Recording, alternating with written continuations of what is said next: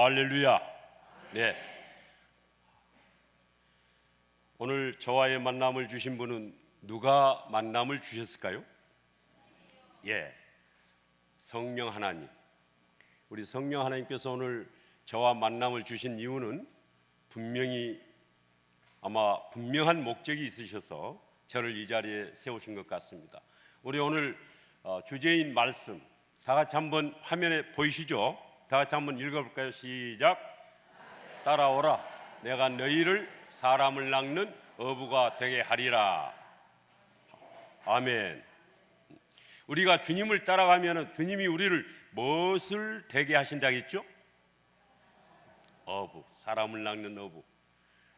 이 사람을 낚는 어부를 저는 처음에는 단순히 전도하는 것에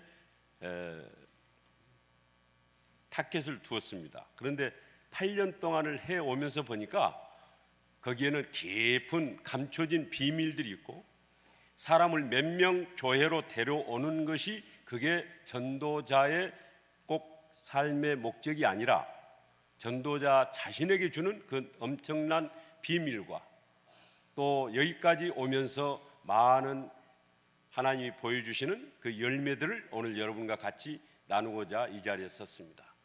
우리가 다시 한 화면 한번 더 넘겨주시겠습니까? 화면을. 저는 오늘 여러분에게 이 자리를 통해서 한두 가지 같이 한번 질문을 드리고 싶습니다. 우리는 모두가 다 소원이 있습니다. 소원이 있는데 우리 옆에 분에게 한번 물어봐 주시겠습니까? 당신의 소원은 무엇입니까? 한번 물어봐 주실래요? 서로 눈빛을 보면서. 예, 예,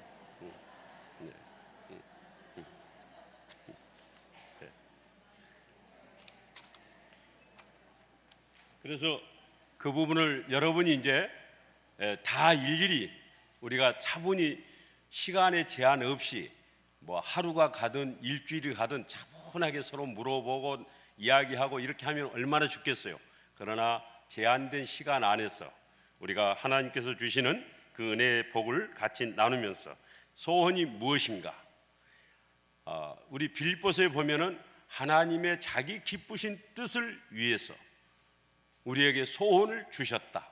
그래서 그 소원을 행하게 하시는 하나님의 그 뜻을 우리는 그 비교를 같이 하면서 내 각자가 갖고 있는 소원과 하나님이 원하시는 그 소원이 무엇인가를 우리 다시 한번 생각해보는 계기가 됐으면 좋겠습니다. 그 다음에 우리는 또 한번 이렇게 물어봅시다. 요즘 모든 사람들은 행복을 하기 위해서 뭔가를 찾아가는데 진짜 그분들이 여러분 행복하다고 여러분도 생각이 되시는지 모르겠어요. 그래서 또 다시 한번 죄송하지만은 눈을 보시면서 물어봐 주세요. 요즘 당신은 정말 행복하십니까? 한번 좀 물어봐 주십시다. 예, 정말 행복하십니까? 예. 저는 이 단에서 나오는 말씀을 들을 때 여러분도 우리 민경복 담임 목사님께서 주시는 그 옹달샘 물과 같은 그 맑은 영성을 가지고 여러분 우리에게 말씀을 주실 때 깨달음이 왔을 때에는 영적인 우리가 환희가 올라오죠. 영적 환희. 근데 영적 환희가 올라온 것만으로는 저는 행복을 느끼지 못했습니다. 언제 행복을 느꼈을까요? 그 말씀에 따라서 실제로 내가 순종하고 적용을 해서 그 말씀의 능력이 나타났을 때 저는 행복을 느꼈어요. 예, 이해가 되시죠? 그래서 우리가 삶의 현장으로 이 교회 문을 열고 나가서 삶의 현장에서 사람들에게 행복을 보여줘야 되는데 행복을 진짜 모든 사람들이 우리를 통해서 보여줄 수가 우리가 그들에게 보여줄 수만 있다면은 지금 한국 사회는 엄청난 변화가 있었을 겁니다. 그렇죠? 지금 기독교인이 1000만 명이다 그러면은 1000만 명이 행복의 비타민을 매일 날려보낸다면 이 우리 지금 현재 한국 사회가 그렇게 자살률이 높고 가정이 그렇게 파괴가 되고 그렇게 극악무도한 그런 범죄들이 생기고 해일 조선이다 그런 말이 나올 수가 없는데 우리가 뭔가 희열은 느꼈는데 내가 삶에서 그 말씀대로 순종하지 못한 부분이 있지 않을까, 이렇게 다시 한번 우리는 생각하면서 저는 오늘 주님이 우리에게 콜하시지 않습니까? 나를 따라오라. 그러하면 내가 너를 사람을 낚는 어부, 사람 낚는 어부를 저는 처음에 전도하는 사람으로만 생각을 했어요. 그런데 성경에서는 사람을 낚는 어부를 때로는 증인으로 표시를 하지 않습니까? 증인으로, 또 때로는 왕 같은 제사장, 또 선한 청지기, 그리스도의 종. 근데 이 모든 것을 종합하면은 하나로 통일한다면은 저는 생명사역자, 이렇게 표현을 하고 싶습니다. 그러니까 생명을 불어넣어서 예수님을 만나게 해야 생명이 갖게 되는 거 아니겠습니까? 그래서 생명을 불어넣는 일에 모든 전략을 쓰고 모든 에너지를 사용을 하고, 어떻게 하면 저 사람에게 예수님을 만나게 할 것인가를 고민하고, 그리고 그 일을 위해서 전심전력하는 사람이 생명사역자, 사람을 낚는 어부. 여러분 이해가 되십니까? 네. 그렇게 되면 우리가 삶의 여러 방향이 다 다릅니다. 꼭 사람을, 모르는 사람을 교회로 인도해야 전도했다는 것이 아니라, 교회에 나왔을 때는 그는 어떻게 합니까? 교회에 나와서 보니 장로님 눈에 보니 어느 집사님이 처져 있어. 김 집사님 무슨 일입니까? 그래, 그런 일이 있었군요. 그런데 우리 다시 예수님 손잡고 기도합시다. 그에게 다시 한번 용기를 주는 거, 이게 생명사역자가 하는 겁니다. 그럼 이 사람은 전도자가 아니냐? 그게 아니라. 그래서 그런 개념을 우리 다시 한번 생각을 해야 돼. 가정에서도 부부가 서로 은혜 가운데 나누고, 남편이 아내를 위해서 섬기게 되고 아내는 남편을 격려하고, 이게 생명사역자가 하는 역할입니다. 이제 이렇게 됐을 때 모든 부분이 역동성이 되죠. 이런 일을 하는데 내 힘으로 되는 것이 아니라 누가 해주신다? 반드시 내가 사람을 낚는 어부가 되게 한다는데 누가 지금 해주신다는 말씀이죠? 예, 주님께서. 그러면 주님이 지금 우리를 콜하셨습니다. 말씀을 통해서. 여러분 이 말씀이 아멘 되십니까? 아멘 되십니까? 네. 그러면은 아멘이 되시면은 여기에 이제 결단을 우리가 해야 되지 않겠습니까? 결단. 내가 정말 주님을 따라가겠다. 따라가겠다. 이 결단을 해야 되는데, 사실 오늘날 우리 현 사회는 어떤 사회입니까? 모두가 다 뭐니 해도 무엇을 추구한다고요? 머니. 통계에 의하면요, 사람들이 하루에 70%에서 80% 이상을 돈 생각을 하고 산답니다. 돈이라는 게 없으면 우리 안 돼요. 선교도, 전도도, 교회 운영도, 모든 게 우리가 돈이 없으면 안 됩니다. 그러나 돈을 쫓아가는, 돈을 사랑하는 것이 지금 현대 사회의 지금 흐름 아닙니까? 그래서 요즘은 모든 사람들이 직장에서 저 과장입니다, 팀장입니다, 이렇게 이야기보다는 저는 연봉이 1억입니다. 저는 연봉이 6천만 원입니다. 이렇게 이야기를 해요. 지금 그건 뭘 이야기해요? 그걸로 이제 기준을 삼는 겁니다. 결혼을, 배우자를 골라도 연봉은 얼마 정도 되지요? 지금 그분이, 그 일이 전부가 다 어떤 일을 하는지는 상관없어요. 그냥 연봉으로 따져가는 이 삶 속에서 주님이 우리에게 만들어 주시고자 하신 것은 너 연봉 수준을 100억으로 10억으로 이야기하는 게 아니라 사람을 낚는 어부가 되게 하겠다. 이것은 놀라운 우리 자체의 변화를 지금 요구하시는 거거든요. 저도 이 말씀을 과거에는 제자 훈련을 받을 때 저희들이 반드시 암송해야 될 그 말씀 중에 하나가 마태복음 4장 19절 20절 말씀입니다. 근데 그걸 지식적으로 알았는데 전혀 이 말씀이 저에게 삶의 변화를 주는 생명의 말씀으로 제가 받아들이지 못했습니다. 그러나 제가 2005년도 그 상간에 제 어떤 개인적인 큰 늪에 제가 빠진 경우에서 회복이 되어 오면서 한 3년 동안을 계속 주님께 저는 질문을 했습니다. 주님, 제가 이제 후반전을 뭔가 주님을 위해서 소원을 가지고 행하고 싶습니다. 그런데 저는 어느 날 성령님이 빌립보서 2장 13절에 있는 말씀을 저에게 보여주시면서 내가 가장 기뻐하는 일을 위해서 너에게 소원을 줄 테니 그 소원을 가지고 네가 행동을 하는 게 좋겠다. 그러던 중 2008년 가을에 저 시와 방조제 여러분도 많이 가보셨지 않을까? 거기를 지나가는데 드라이브 하는데 석양이 얼마나 좋습니까? 그런데 갑자기 오늘 여러분과 같이 암송 묵상이 상고했던 이 말씀이 나를 따라오라. 내가 너를 반드시 사람을 낚는 어부가 되게 하리라. 그 말씀이 한 줄기 빛처럼 제 영혼 속에 들어왔습니다. 그때 저는 그 말씀 앞에 모든 삶의 초점이 정리가 되는 거예요. 하하, 그렇구나. 누구든지 예수님을 만나게 하지 아니하면 아무런 소망이 없는데 왜 나는 그 일에 내가 소원을 두고 행하지 못했던가? 그래서 거기에서 이제 모든 삶의 정리를 하고 보니 사람을 낚는 어부가 된다고 하는 것은 무엇을 포기해야 되는 거죠? 경쟁자의 삶을 포기해야 되는 거예요. 경쟁자 삶. 저도 사업장을 지금도 저도 생활 현장에 있습니다. 그 사업장은 우리가 소득을 높여야 되는 경쟁 구조 아니겠습니까? 근데 그 경쟁 구도에서 그 경쟁자의 삶을 벗어버리고 관계 지향적으로 이제 변환을 하라는 건데 이게 자신이 안 썼던 거죠, 과거에는.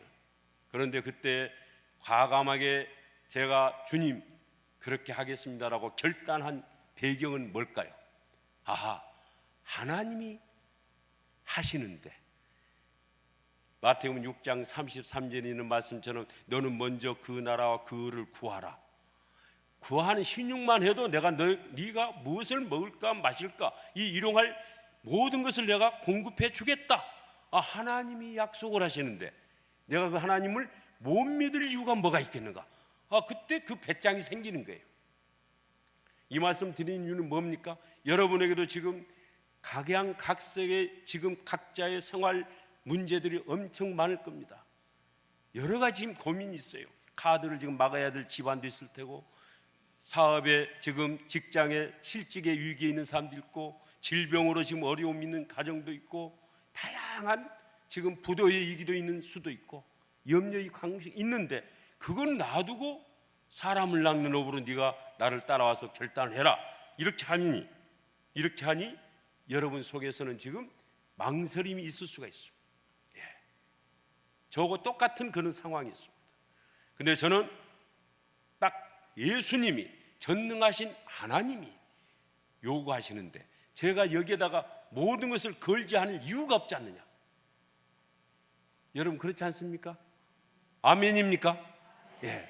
이 소원이 안 들면은 오늘 여러분이 여기에서 지금 이 생각의 한 끗 차이입니다. 내가 하나님을 진짜로 내가 하나님으로 믿고 하나님께 반응을 한다면은 이것을 결단을 한번 나도 해보자.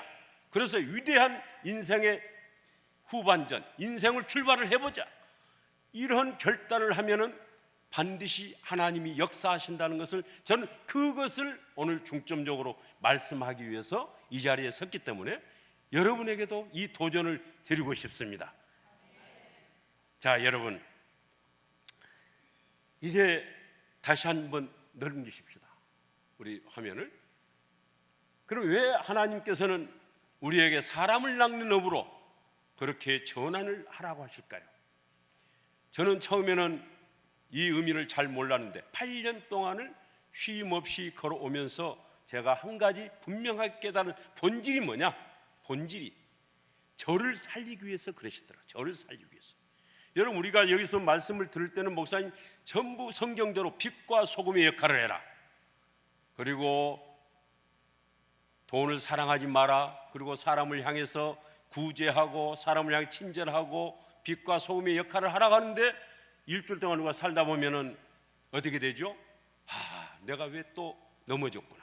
그 유혹 앞에 왜 내가 경고에 서지 못했구나. 이 후회감 속에 다시 한번 와서 또 우리는 한 주간을 보내고 또 현장에 가서는 전부 따로 국밥. 거기서는 내가 전혀 하나님의 냄새를 내지 못하는 향기를 내지 못하는 그런 삶을 쳇바퀴를 했는데, 제가 이제 전도자로 생명사역자라는 걸 생각하면서 그때부터 이제 사무실을 나가는데 뭐가 달라지죠? 전에는 9시, 10시 돼서 나가던 사람이 8시에 나가게 돼서 우리 직원들이 오기 전에 청소를 해주고, 겨울에는 추우니까 제가 먼저 가서 난방을 틀어주고, 그리고 직원들에게 차를 대서 우리 티타임 합시다. 과거에는 사무장 왜 이렇게 실수를 하느냐 지적하고 이것밖에 못하느냐 지적했던 그 모든 생각들이 이제는 이 사람에게도 고충을 물어봐 줘야 되겠다. 사무장 얼마나 어려운가, 내가 무엇을 도와줘야 되겠는가, 당신들 너무너무 수고 많습니다. 직원들도 격려하게 되면서 고객이 왔을 때에도 이제는 태도가 달라집니다. 단순히 그 전에는 고객이 오면 그 수많은 고객들이 왔다 가면은 저희 사무실을 이용해 주셔서 고맙습니다, 거기까지가 딱 끝인 거예요. 거기까지가. 예수님은 전혀 증거를 못했어요. 그런데 전도를 해야 되겠다고 생각하면서 이제 사람들을 섬겨야 되는 그게 나옵니다. 섬기게 되니까 어떻게 돼요? 그 사람에 대해서 영혼을 바라볼 때 그 사람에 대해서 내가 사기칠 수가 있겠습니까? 허튼 생각을 가질 수가 있겠습니까? 그리고 그 사람에 대해서 화를 낼 수가 있겠습니까? 그 사람에 대해서 내가 다른 쓸데없는 시기 질투를, 이 모든 것들이 벗어지는 것을 제가 경험을 하면서, 나를 살리기 위해서 이 일을 맡기셨구나. 그러면서 이웃을 살리니까 얼마나 당당해집니까? 그러면서 하나님은 기쁘시게 하는 일이 되니까 일석삼조. 그러면서 당당해지는 거예요. 이것 때문에 하나님께서는 이 일을 맡기셨구나, 그런 것을 제가 느꼈습니다. 그래서 이렇게 본질적으로 제가 사람을 낚는 어부가 되겠다고 하는 것을 순종을 했을 때 다양한 이제 그때부터 전도 열매가 맺는 겁니다. 내 이웃과 다양한 사람들을 맺으면서 이제 오늘 제가 이 자리에 서게 됐는데요. 저는 그렇게 마음을 먹기 전까지는 어떤 신자였느냐, 예수 믿은 지 저는 35세 주님을 인격적으로 영접을 했습니다. 그리고 동산교회에서 장로로 심우는 1998년도부터 심우 장로를 제가 지금까지도 섬기고 있습니다. 그런데 예수 믿은 지 25년이 될 때까지 저는 성경이 말하는 전도를 해서 한 사람도 제가 제대로 전도해온 경험이 없는 그런 불임 성도였습니다. 영적 자녀를 생산하지 못한 불임 성도.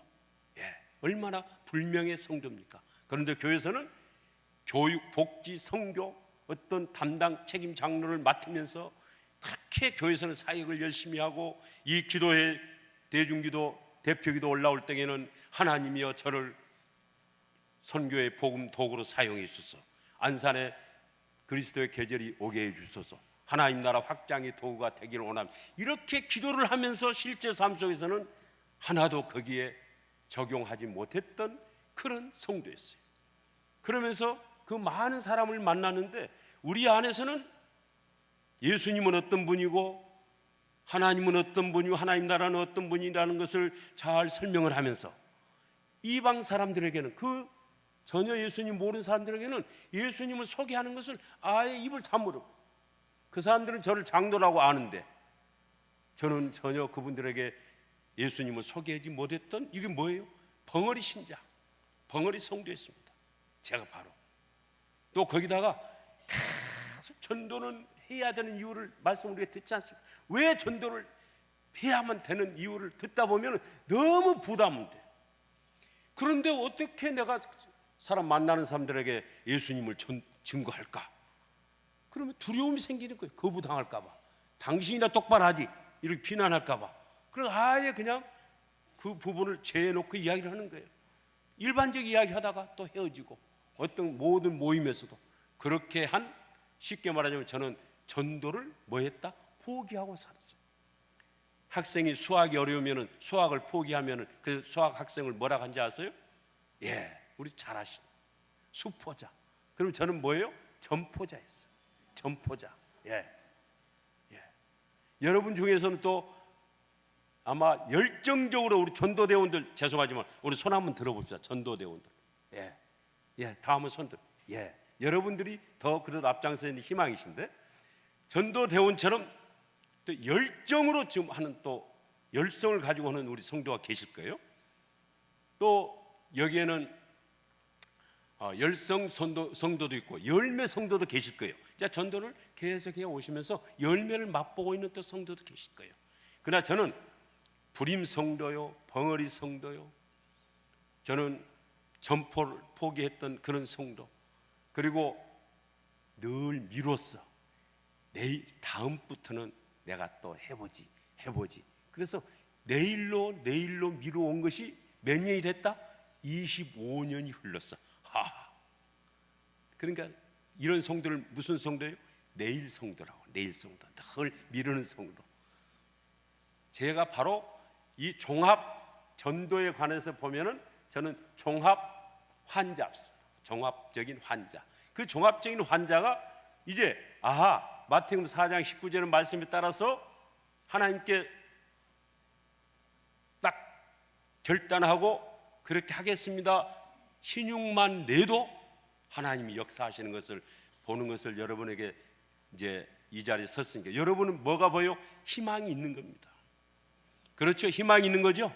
우리 옆에 사람 다시 한번 인사합시다. 당신을 보니, 당신 눈빛을 보니 희망이 보이네요. 다 같이 한번 말씀을 한번 나누시죠.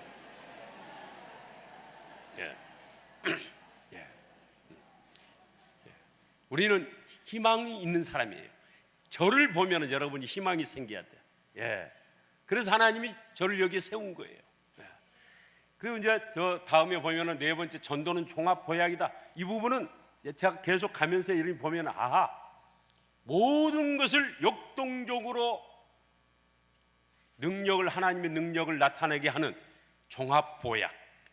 이것을 하면서 저는 당당한 사람이 됐고요. 이걸 하면서 늘 기쁨이 넘쳐요. 그래서 저는 일종의 어떤 한 부분만이 우리에게 주는 그런 비타민이 아니라 종합 보약과 같은 그런 묘약이 전도자의 삶이다. 이렇게 말씀을 드리면서 한번 또 우리가 넘겨봅시다. 그러면은 처음에 내가 전도자의 삶을 살아야 되겠다고 결단을 했지만은, 그럼에도 불구하고 결단을 했지만은 넘어야 할 산이 이제 우리가 다가옵니다. 여러분이 이 부분을 제가 지금 제시하는 이 네 가지 사항을 여러분이 고비를 어떻게 넘어가느냐가 지금 가장 중요합니다. 이 고비를 못 넘기면은 작심 며칠이죠? 근데 최소한 작심 오면은 몇 년은 가야 되겠어요? 일자를 연으로 한번 바꿔봅시다. 최소한 몇 년은 가야 됩니까? 거기 한번 해봅시다. 최소 몇 년? 3년. 안 그러면은 1년이라도요. 최소한 6개월을 넘기면은 습관이 형성됩니다. 제가 봅니다. 6개월. 근데 고비는 6개월이 고비예요. 근데 6개월을 넘기려면은 일주일, 2주가 또 고비예요. 처음 시작은 여러분이 내일 새벽부터 이제 모든 것이 바뀌어지게 될 겁니다. 모든 것이 우리가 결단하면은 내 모든 몸의 구조 기관들이 이제 전환이 돼요. 근데 거기에서 이제 여러분들이 2주 동안 새벽 기도를 나오면서 내가 제일 먼저 기도 순서도 내가 하나님 앞으로 전도자로 살겠습니다. 오늘 또 누구를 저에게 붙여주시겠습니까? 이제 이 기도 내용이 바꾸면서 이 고비 사막을 우리가 반드시 넘어가야 됩니다. 이건 자기와 이제 싸움이 시작이 되는 거예요. 그 다음에 오뚜기 정신이 필요해요. 넘어지다가도 다시 일어나는, 여기에서 우리는 다시 한번 근성을 발휘해야 돼요. 그리고 전도는 많은 숫자를 해왔다는 게 중요한 게 아니에요. 천리길도 몇 걸음부터 시작하는 거죠? 한 걸음이 중요합니다. 한 걸음. 10자녀를 낳아도 첫 자녀 출산이 돼야 10자녀가 있는 거죠. 한 자녀 출산이 안 되면은 그 다음 이어지질 않아요. 그래서 저도 계속 하나님 앞에 소원을 할 때, 하나님 첫 열매를 보게 하옵소서. 첫 열매. 여러분도 이제 첫 열매를 어떻게 도전할 것인가, 이 부분을 끊임없이 끊임없이 1년이 가든 2년이 가든 3년이 가든 오늘 제가 제시하는 알려드리는 그 방식을 여러분이 흉내내면은 저처럼 이제 실수를 하지 않고 줄이고 단기간에 여러분은 바로 진입할 수 있는 그런 부분을 오늘 성령님이 각자에게 주실 겁니다. 그 다음에 여러분이 가장 중요한 것은 영적 사령부가 뭡니까? 내 안에 영적 사령부는 내 뇌, 내 생각입니다. 생각. 우리의 생각이 누구의 지배를 받느냐? 성령의 지배를 받느냐? 육신의 지배를 받느냐? 육의 지배냐? 성령의 지배. 이 두 싸움에서 여러분은 이제 어느 쪽을 여러분이 손을 들 것인지, 하나님은 인격적인 하나님이기 때문에 여러분에게 그 선택권을 항상 인격적으로 기다리고 계십니다. 그래서 성령님이, 우리는 이미 예수를 믿었으면 내주하고 계신 그 성령님이 내가 그렇게 성령님 역사하도록 결정을 안 하면 성령님은 한쪽에서 우시면서 그냥 역사를 하실 수밖에 없어요. 하지 않을 수밖에 없습니다. 우리가 성령님 능력을 지금 제한하고 있는 거지 않습니까? 그래서 내 영적 사령부 생각, 오늘 정재준 장로를 이야기를 들어보니 이렇게 하면 되겠는데 생각이 들어오다가 저 문을 나가면 아이고, 내 형편에 지금 그분 형편하고 나는 다르는데 내가 할 수 있겠냐? 이 생각을 누가 줄 거예요? 사탄이 살짝 심어주면은 거기에 내가 그냥 그대로 빠지면은 이제 내가 지는 거예요. 그래서 이 생각이 여러분이 반드시 지킬 수 있도록 이 사령부를 지켜야 돼. 이 사령부를. 이것을 이기기 위해서는 이제는 지금부터는 자다가도 꿈에서도 걸어가다가도 누구를 사모해야 된다? 다 같이 함께 해봅시다. 성령을 사모하자. 사모하는 자에게 은혜를 성령님이 주십니다. 다시 또 이렇게 한번 넘겨보겠습니다. 저는 이렇게 시작을 했습니다. 이제 이런 모든 과정 속에서 하면서 방금 말씀드린 대로 삶의 초점을 정리한 거죠. 뭐냐? 내가 살아가는 이유가 이제는 내가 알고 있는 사람들에게 예수님을 만나게 하는 이 일이 내 삶의 목적이다. 이것을 아주 초점을 정리를 했어요. 그러다 보니까 삶의 방식이 바꿔진 겁니다. 우리가 이제 사업장을 경영을 하다 보면은 경쟁자 구도로 가야 되지 않습니까? 근데 경쟁자 의식을 버리니까요, 그렇게 편해요. 경쟁자로 살아갈 때는 내가 누군가를 뺏어와야 다른 사람을 무너뜨리는 거예요. 그렇지 않습니까? 내가 어떤 자리를 올랐으려면은 사회에는 모든 비즈니스 돈을 벌기 위해서는 남을 짓밟아야 돼. 누구 한 사람과는 처져야 돼. 그런데 사람을 낚는 어부는 그 경쟁자 의식을 버리고, 그러면 어떻게 살아나겠냐? 내가 하는 일에 경쟁력은 키워야 돼. 내가 하는 일을 더 성실하게, 더 제품을 만들어도 더 하자가 없게, 어떤 AS를 해주더라도 더 친절하게, 이런 가정에서 내가 반찬을 만들더라도 더 신랑이 좋아하는 그 음식을 만들어야 된다. 이제 모든 그 삶의 질을 경쟁력은 높이되 경쟁자 노릇을 할 필요가 없어요. 그러니까 이 삶이 굉장히 가벼워졌어요. 왜? 그리고 무엇을 먹을까 마실까는 염려하지 말라겠습니까? 하나님이 저는 8년 동안을 무엇을 먹을까 마실까 염려하지 말라는 그 말씀을 이루어 가시는 그 놀라운 일을, 그것만 여러분이 펼쳐서 말씀을 드린다 해도 하루는 제가 말씀을 드려야 돼. 8년 동안 이야기를 하려면. 그래서 그런 방식을 바꿨다. 그럼 우리 여기 있는 청년들이나 학생들이 있어요. 경쟁 관계에서 우리가 이제 학생이 내가 사람을 낚는 어부로 살아야겠다 그러면은 너 이 문제 푸는데 나 좀 가르쳐 줄래? 친절하게 가르쳐 줘야 돼. 내가 점수가 그걸 내신 성적이 떨어진다 할지라도 하나님이 기쁘시게 하는 일로, 그렇게 삶의 구조가 바뀌어 있는데 이게 이제 어렵다는 거죠. 그러나 그렇게 바뀌어 놓고 보면은 하나님이 더 좋은 것으로 하는 것을 이제 우리는 확신을 하고 삶의 방식을 바꾸는 겁니다. 그럼 서로 간에 시기 질투가 없어져. 남이 잘 되는 게 배가 안 아파요. 그리고 삶의 원칙을 정했습니다. 어떤 원칙이냐? 이제는 부정적인 생각은 일치하지 말자. 모든 것을 긍정적인 마인드로 바꿨습니다. 그리고 이제는 속지 말자. 얼마나 사탄에게 속아 살았습니다. 너 따져야지. 너 그렇게 하면 너 무시당한 거 아니야? 너도 대들어야지. 너 그걸 그렇게 가만히 있으면은 너 바보 취급되는 거 아니야? 다른 사람 올라가는데. 이렇게 속삭이는 그 사탄의 속삭임에 이제는 속지 말자. 그리고 모든 관계에서 하나님의 의를 나타내기 위해서는 화를 내지 말자.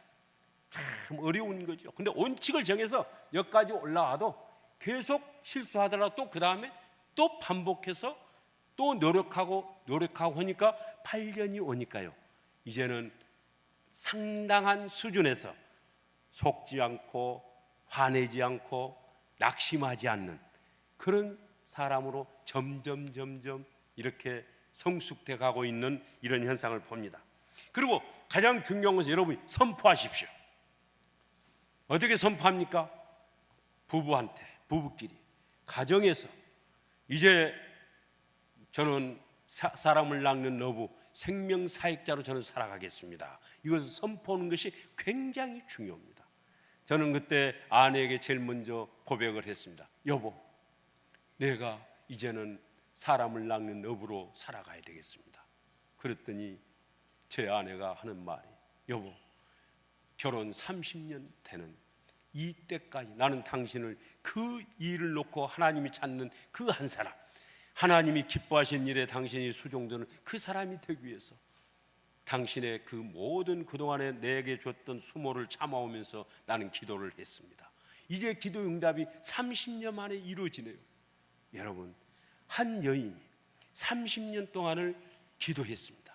그런데 여기 여러분 중에서도, 우리 사모님 중에 아직 30년도 안 된 상태에서 내 남편의 억울함이 있다면 꾸준히 기도하십시오. 하나님이 어떻게 역사하시는가. 예? 우리 한국 남자들이 얼마나 강팍합니까? 저 빼고 저는 정말 강팍했습니다. 그 마초 문화라는 게 있죠. 독자적인 권위주의, 나를 위해서 당신이 나를 맞춰라, 당신은 왜 이것밖에 안 되냐 지적하고, 나를 위해서 그렇게 원해 모든 것을 내 중심으로 맞춰나가는 그런 사나이였습니다. 그런데 제가 아내에게 이제는 그런 모든 걸 내려놓고 고백했을 때 아내가 그렇게 이야기를 했어요. 오늘 사모님들 들으라고. 그래서 그 아내의 격려 속에 저는 교회 2009년 1월 장로회 올리에 모임에서 저는 선포를 했습니다. 장로님들, 저는 이제는 사람을 낳는 업으로 살아가겠습니다. 저를 위해서 기도해 주십시오. 우리 교구, 맡겨 있는 교구에서도 제가 선포를 했습니다. 저는 사람 낳는 업으로 살아가겠습니다. 집안에 애경사에 모임 있을 때에도 어르신들, 저는 이제는 사람을 낳는 업의 전도자로, 저는 생명사역자로 저는 이제는 살아가겠습니다. 이렇게 선포를 했어요. 여러분, 선포가 왜 중요하냐면요, 우리 말에는 힘이 있습니다. 어떤 힘이 있어요? 창조의 능력과 우리 행동을 그렇게 만들어가는, 행동을 그렇게 다스려주는 힘이 있는 거예요. 우리 말에는 성경적이지 않습니까? 말에는 그런 힘이 있는 거예요. 그 다음에 말은 우리 환경을 지배하는 힘이 있어요. 그래서 하나님도 먼저 내가 메시아를 보내겠다 선포하시고 일을 시작하신 거예요. 그래서 여러분이 가장 중요한 것은 선포를 어떻게 하시느냐. 우선 부부끼리 선포하십시오. 그럼 당장은 안 된다 할지라도 점점 선포를 하면은 그 말이 따라서 이제는 분위기가 한 달 가고 두 달 가고 세 달 가면서 이제는 그런 생명사역자 가정으로 전환이 됩니다. 담임 목사님에게도 여러분이 개인적으로 가서 무릎을 꿇으십시오. 제가 김인준 목사님실에 가서 무릎을 꿇었습니다. 목사님, 제가 지금까지 장로라는 그런 직분을 감당하면서도 한 사람도 제가 그 많은 고객들이 오고 제가 많은 그 기업인들 사장도 만나오는데 한 사람도 제가 전도를 못했습니다. 이제부터는 제가 사람을 낚는 그런 생명사역자로 살아가고 있는데 저를 위해서 기도해 주세요. 그래 안수를 받고, 그리고 제가 그때부터 시작했는데 그것 때문에 회귀할 수가 없는 거예요. 회귀, 뒤로 돌아설 수가 없어요. 그래서 배수진을 치는 겁니다. 그거 두려워서 여러분 선포를 안 하면은 여러분 변화가 안 생겨요. 할렐루야. 다 선포하시겠습니까? 예. 그럼 따라서 한번 해봅시다. 나는 이제부터 위대한 인생을 시작하겠다. 예. 이걸 선포하십시오. 그리고 오늘 일기장에다도 쓰십시오. 앞에 하나 크게 써붙여서 벽에다도 붙이십시오. 식탁에 있는 저 탁상 카란다 위에도 한쪽에 붙이십시오. 사무실에도 붙이십시오. 저는 우리 직원들에게도 선포했습니다. 내가 이제는 여기 온 손님들에게 내가 그분들에게 생명력을 불어넣는 그런 내가 이제 일을 해야 되니 여러분들도 더 친절해야 되고 더 어떤 어려움이 없는 그런 일들을 우리가 해나가야 되니 여러분 같이 협조합시다. 네, 이렇게 해서 시작을 한 겁니다. 그런데 하긴 해야 되겠는데 어떻게 할까?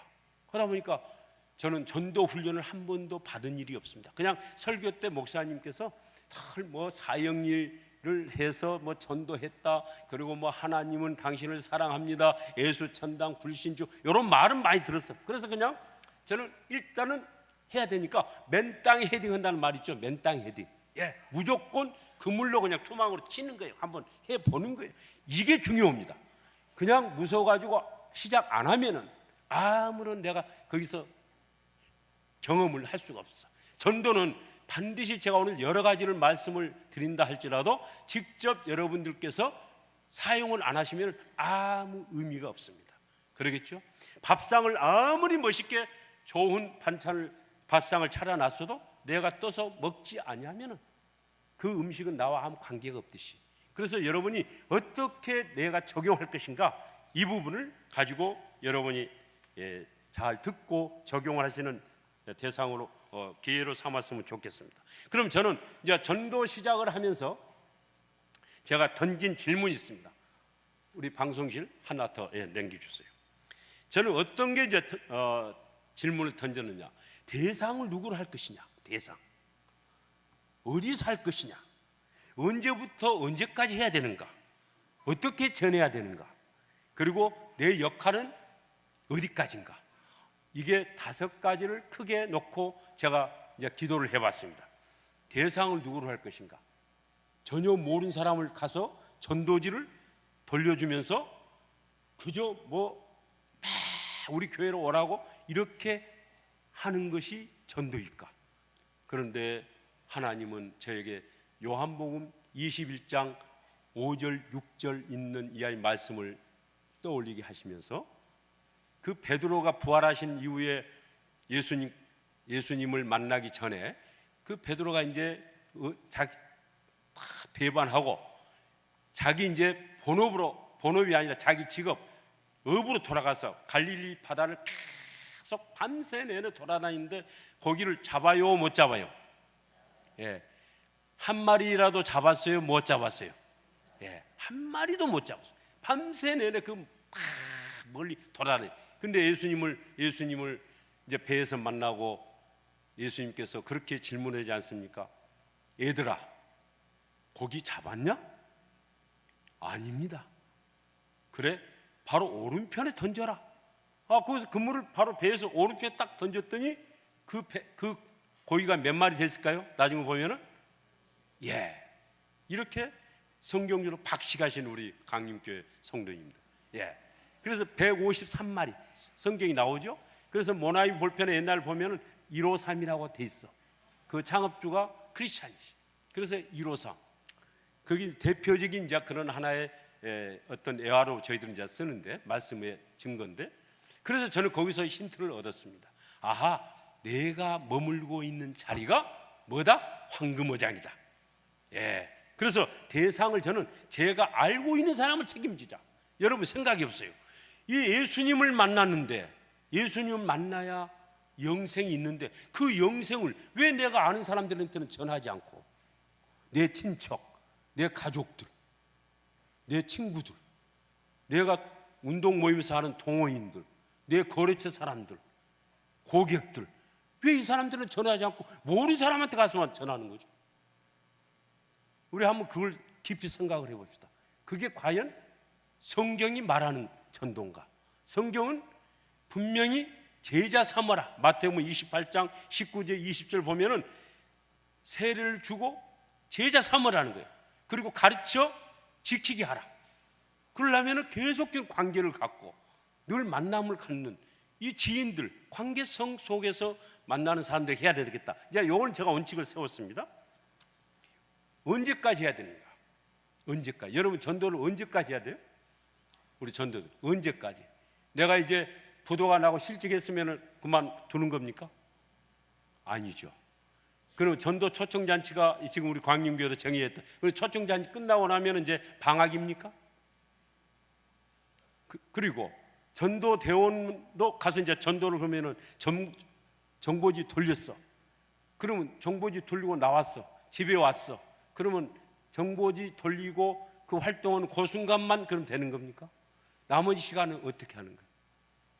그리고 전도대 아닌 장로님, 목사님, 장로, 권사, 전도사님 모든 우리는 나머지 사람들은 어떻게 하는 거예요? 전도대만 가서 전도하는 거냐? 그게 아니잖아요. 그게 아니에요. 그래서 이 개념을 우리가 새롭게 한번 생각을 해봅시다. 호흡이 멈출 때까지 때를 얻든지 못 얻든지 하라. 그렇죠. 디모데후서 4장 2절의 말씀은. 그리고 고린도전서 10장 31절의 말씀은 먹든지 마시든지 무엇을 하든지 하나님께 영광이 되게 하라. 33절 그 모든 과정을 통해서 구원에 이르게 하라. 할렐루야. 그리고 모든 순간, 죽는 순간에도 우리가 전도하는 거예요. 여러분 호흡이 멈춘 순간 얘들아 너희들 천국에서 만나야 되니 너희들 반드시 예수님 손 꼭 붙잡고 살아야 된다. 입 유언하는 게 이게 전도하는 거예요. 이게 전도자의 그 역할인 거예요. 그 전도자의 역할. 그러니까 우리는 호흡이 멈출 때까지 해야 되는데 그러면 이 호흡이 멈출 때까지 하려면은 의무감으로 하는 것이 아니라 어떻게 해야 돼요? 특권으로 즐거워서 해야 평생을 갈 수가 있죠. 예, 공부도 천재를 이긴 사람 누가 이겨요? 즐거움으로 하는 사람. 예, 그래서 그 부분을 이제 말씀을 드리려고 합니다. 어떻게 전해야 하는지 어떻게 해? 정보지만 준다고 해서 전도가 됐다 하냐? 요즘 설문조사를 해보니까요 정보지를 10,000장을 주면은 10장 정도 제대로 읽어본 사람이 나타날지 모르겠고 그 중에서 그걸로 받아가지고 회심해서 교회에 나온 사람 찾아보기 힘들다는 게 계속 나와요. 그런데도 지금 한국 교회는 어떻게 해요? 계속 그 일을 하고 있는 거예요. 그래서 저는 왜 그렇게 하는지 저는 그게 제가 이해가 잘 안 되는 물음표 중에 하나입니다. 그리고 전도자의 역할은 뭐냐 이게. 교인만 데려와서 등록시켰으면은 거기까지가 우리 전도자의 역할일까요? 가르쳐 지키게 하라. 그러려면 어떻게 해도 자 제가 한 사람을 모셔왔습니다. 그러면 이분이 교회에 대해서 내가 가르쳐줘야 돼요. 자 기도는 이렇게 하는 거야. 그리고 하나님의 사랑은 요한복음 3장 16절에 있는 말씀을 깊이 있게 설명을 해줘야 돼요. 왜 십자가 교회마다 있는 이유와 주기도문이 왜 해야 되는지, 그리고 사도신경이 뭔지, 십계명이 뭔지, 헌금은 왜 해야 되는지 이걸 이제 하나하나 내가 순서를 두고 1년간 2년간은 양육을 해야 될 거 아닙니까? 예. 자 태신자라고 했는데 자 태신자로서 잉태를 했어. 출산을 했으면 양육을 해야 되는 거지. 출산만 해놓고 나 몰라라. 이것은 또 우리가 이 전도자가 갖는 개념이 아니지 않습니까? 그래서 이 부분 5가지의 부분을 이제 새롭게 우리가 정립을 해보자 하는 부분으로 이제 그런 부분을 계속적으로 말씀을 드리겠습니다. 다시 한번 또 새로운 파트 넘기면은 저는 처음에 이제 맨땅 헤딩하는 식으로 이런 생각을 가지고 초점을 정리하고 원칙을 정하고 이제 시작을 했습니다. 그때부터는 막 고객들도 오면은 친절하게 일을 본 다음에 고객님 잠깐만요. 하나님이 당신을 사랑하십니다. 그러면 예수 천당 불신 지옥입니다. 사형리를 들어보셨습니까? 우리 동산교회 한번 나와보시겠습니까? 우리 김인주 목사님 한번 설교 말씀 들으면은 아주 대단합니다. 이렇게 했어요. 이렇게. 이게 이제 제 레파토리입니다. 모임에 가서도 저 회장님 뭐 한 소리 한 말씀 하기, 저 어떤 또 모임은 제가 뭐 고문으로도 있고, 어떤 모임은 또 제가 또 총무도 있고, 그러면 이제 뭐 이모들이 무슨 또 식사 끝나고 한 말씀 해주시오 하면은 또 하다가, 여러분 오늘 밤에 여러분이 숨을 거둔다면 어디로 가겠다고 생각이 한번 해왔습니까? 이런 이야기를 우리 교회 앞으로 이렇게 1년간을요 만나는 사람마다 식사할 때 저는 또 이게 열정적으로 이렇게 하는 것이 이제 전도자의 삶으로 알았어요. 그래가지고 사도들의 사도행전에 나오는 사도들의 그 콤플렉스를 제가 벗어나지 못했어요. 그 사도행전 보면 그렇지, 한 번에 막 메시아가, 예수 그리스도가 바로 메시아입니다, 그분을 믿어야 됩니다, 입으로 시인하시, 막 이렇게 했을 때 막 수천 명이 돌아오고, 야, 나도 한번 이렇게 내가 예수님을 소개를 하면은, 복음을 전하면은 다만 몇십 명이라도 그동안 내 체면을 봐서라도, 그리고 우리 동산교회 브랜드 가치가 있으니까 따라올 줄로 착각을 해요. 이게 굉장히 위대한 착각이죠. 아주 위대한 착각. 근데 이거 해봐야 돼. 일단 했는데 1년간 결산이 왔습니다. 1년간 여기저기서요 우리 사무실에 전화가 와요. 어느 은행 지점에서는요, 저는 이제 생활법률 전문가인 제가 법무사 사무실을 경영하고 있습니다. 어느 은행 지점장은 이제 우리 사무실에 사무장 찾아가지고, 우리 이제 당신들하고 업무 협약 폐지할 테니까 당신 법무사님 우리 은행에 출입하지 말라고 통보해라, 이렇게 한 거예요. 그래서 제가 찾아가서 왜 그랬습니까 했더니, 당신이 우리 은행에 와서 우리 직원들한테 교회 나오라고 하는 그 종교 이야기할 것 같으면은 발을 붙이지 마십시오. 여러분 요즘 이게 무슨 행세예요? 갑질 행세예요. 갑질. 이게 대표적인 갑질. 제 생명, 은행에서 사건을 줘야 일종의 경영이 되는데, 그리고 또 어떤 공단에 말이죠, 수천억 원 하는 그 회장 또 사무실에서 이사가 우리 사무장한테 전화가 또 그런 말을 하는 거예요. 모임에서 그 당신 법무사님은 나오기만 하면은 뭐 종교 이야기하고 교회 나왔는데 우리 회장님이 업무 협약을 폐지하러 간다, 그분은 안티에다가 불교 신자거든. 이런 이야기가 있으니까 이제 직원들도 이제 웅성웅성하죠. 그럴 때 제가 이제 처참한 실패. 그리고 한 명도 저를 따라서 동사학교에 나온 사람 한 사람도 없었어요. 이게 제가 처참한 실패란 거예요. 여러분, 저 바닷가에 낚시하러 갔는데 1년 365일 비가 오나 눈이 오나 낚싯대 메고 가가지고 낚시를 던졌어. 한 마리 피라미도 못 잡았어. 그 열정도 대단하지만은 그때 그 심정이 어땠겠어요? 보험 영업사원이 1년 내내 목욕탕이고 어디고 등산이고 쫓아다니면서 했는데 한 건도 영업 실적을 못 올렸어. 그런 처참한 실패를 맞았을 때 절벽이 탁 세워지는 거예요. 두려움이 생기는 거예요. 이게 어떻게 되지? 그럼 여러분, 절벽 앞에 만났을 때는 우리가 어떻게 해야 돼요? 크게 해봅시다. 뭘 해야 돼요? 기도하자. 다 같이 해봅시다. 기도한다.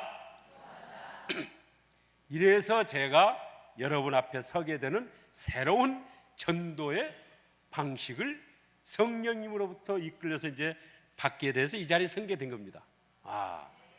그걸 뭐 어떻게 그렇게 됐냐?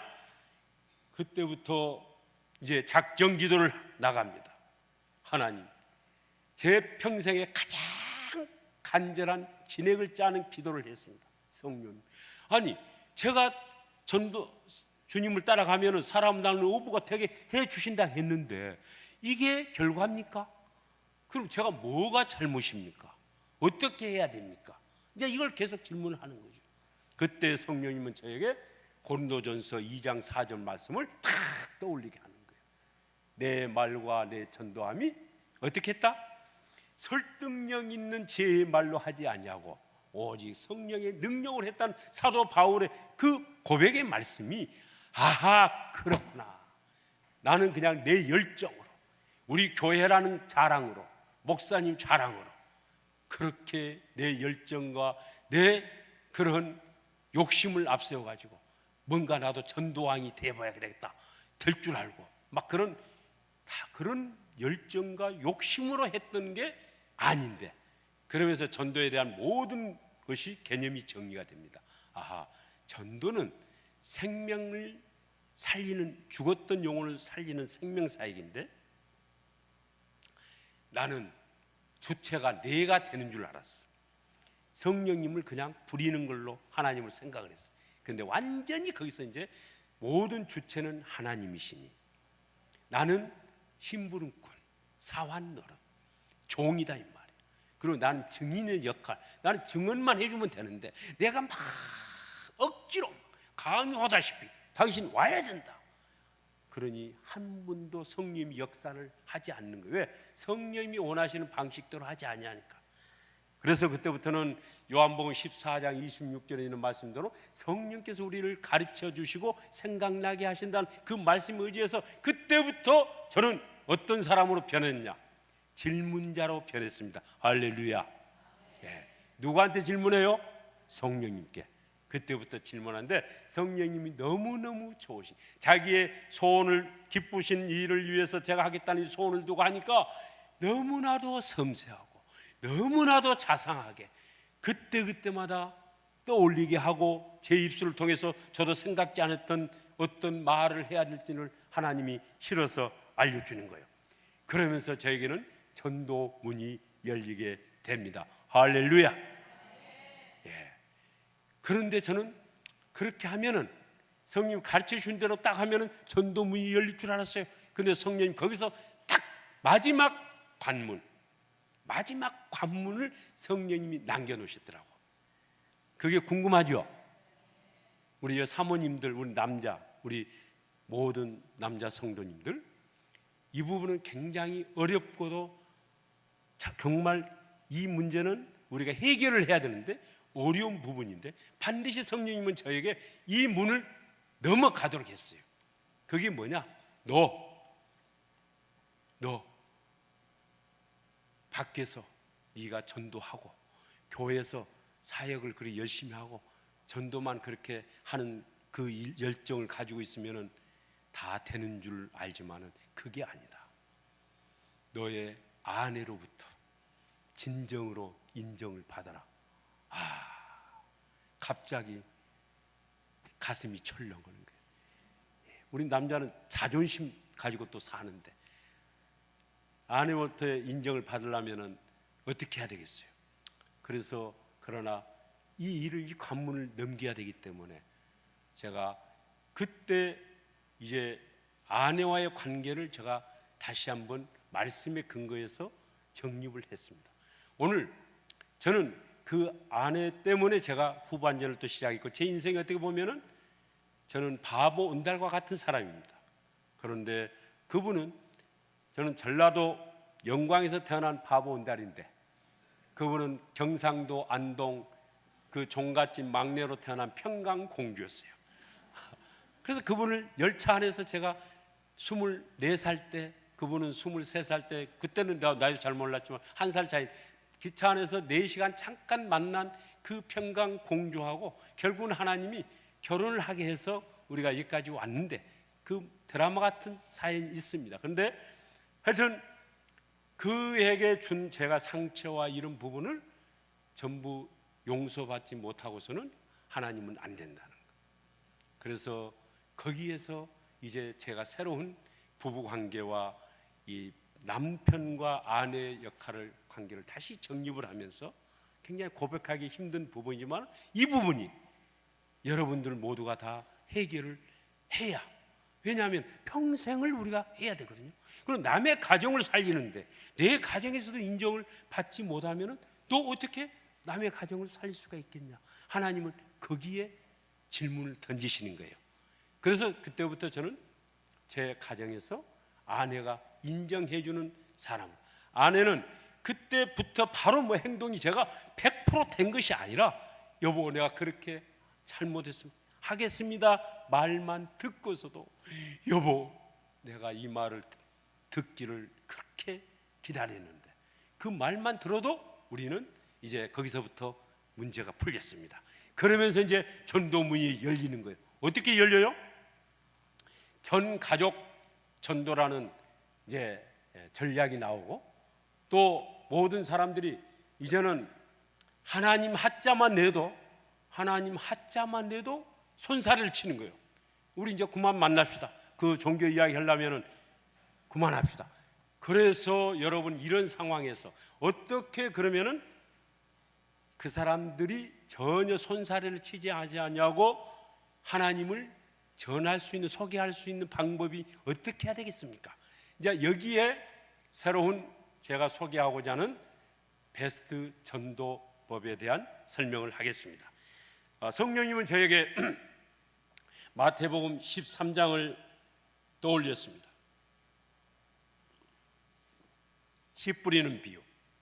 과거에는 목사님 말씀을 들을 때 우리 마음밭이 옥토가 되어야 말씀에 30배, 60배, 100배의 결실을 맺는다는 우리 설교 말씀 수없이 들었습니다. 그런데 그때 저는 성령님이 이렇게 해석을 해줬습니다. 관계를 먼저 옥토로 만들어라. 관계를 옥토로. 부부간의 관계도 먼저 옥토로, 좋은 관계로. 그리고 내 직원들과의 관계도 좋은 관계로, 내 거래처 사람들과도 좋은 관계로. 그러면은 그런 좋은 관계를 만들고 나서 씨앗을 뿌려야 되지 않느냐, 복음을 전해야 되지 않겠냐. 그러면 이 관계를 좋게 만드는데 그럼 어떻게 해야 되겠습니까? 복음의 씨앗도 뿌려야 되고. 그때 주님은 농부에게서 배워라. 농부가 길바닥에다 씨앗을 뿌리느냐? 아니지 않냐. 그 다음에 꿀벌에게서 배워라. 꿀벌이 꿀을 꽃에서 채취할 때 꽃이 거부를 당하지 않지 않습니까? 벌이 와서 꿀을 채취해도 꽃은 아무런 저항을 않습니다. 그렇죠? 그러듯이 그런 비밀을 성령님이 계속 저에게 찾아내라는 거예요. 그래서 관계를 여는 제일 첫째, 우리가 관계를 열어가고 사람과의 만남을 가질 때 뭐가 제일 먼저 우리가 나가는 거죠? 말, 언어. 언어에서 제가 이제 관계를 옥토로 만드는 비결을 찾기 시작했습니다. 모든 관계는 언어에서 시작되기 때문에 언어를 어떻게 할까? 말 때문에 좋은 관계가, 한 말씀 말 때문에 관계가 틀어져서 분노가 돼가지고 서로가 다툼이 생기고 살인사건이 나고 불을 지르고, 말 때문에 상처가 되고 우울증이 생기고 사람을 죽이기도 하고 살리기도 하고, 부부 사이에도 대화하자 해놓고 대놓고 화내게 하는 것이 우리가 말 잘못해가지고. 그래서 이 말을 그러면 어떻게 하는 것이 가장 복음적 접속어가 되면서 복음을 뿌릴 수 있는 좋은 언어가 뭘까? 말을 하면 우리 여러 말이 있죠. 사랑합니다, 고맙습니다, 감사합니다, 미안해요, 용서해 주세요. 그러나 이런 말은 일상적으로 쓰지만은 복음을 심기 위한 복음적 접속어, 복음과 연결되는 복음 말을 어떻게 내야 될까? 이것을 하던 중에 성령님은 저에게 세 가지 말씀을 주셨습니다. 잠언 18장 21절을 보면은 죽고 사는 것이 혀의 능력에 달려 있나니 혀를 쓰기 좋아하는 자는 혀의 열매를 먹으리라. 죽고 사는 것이 말의 힘이, 말에 달려 있다는 거예요, 여러분. 이게 말이 얼마나 중요합니까? 또 골로새서 4장 6절에 보면은 너희 말을 항상 은혜 가운데서 소금으로 맛을 냄과 같이 하라. 소금으로 맛을 냄과 같이 하라. 얼마나 맛깔스러운 말을 들으면 그 사람이, 처져 있던 사람도 용기가 슉 나고 새로운 희망이 생기는 그런 말을 던지라는 거예요.